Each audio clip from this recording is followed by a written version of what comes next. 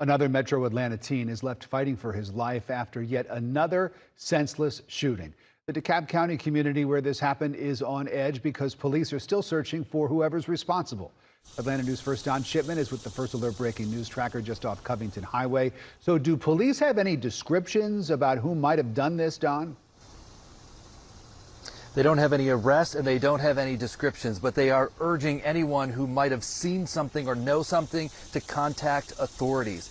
I've also learned that police are looking into the possibility that this all started with some sort of fight. Me and my fiance, we were woken up by gunshots. Pop, pop, pop, pop, pop, pop, pop.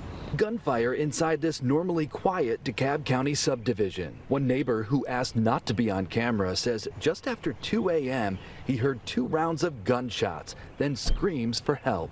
Come downstairs, there's a young lady, wailing, screaming. Another neighbor, Jeff Scott, woke up to police knocking on his front door. I looked out the window, I just seen a lot of police cars. The street in front of Scott's home was cordoned off for hours as detectives placed more than a dozen evidence markers next to what appeared to be bullet casings scattered on the pavement. Investigators say that a teen boy was shot, rushed to Grady Memorial. It could have hit anybody, could have went through somebody's house, And to be, like I say, a young teen, that's heartbreaking. Multiple shots, he's fighting for his life, haven't been caught. That's dangerous. It's been a violent few weeks across the metro. This past Sunday, a 6-year-old was shot during a gunfight between 2 vehicles in Smyrna. Police say the child survived. 1 week ago, a 12-year-old boy was killed in what police say was a drive-by shooting in southwest Atlanta.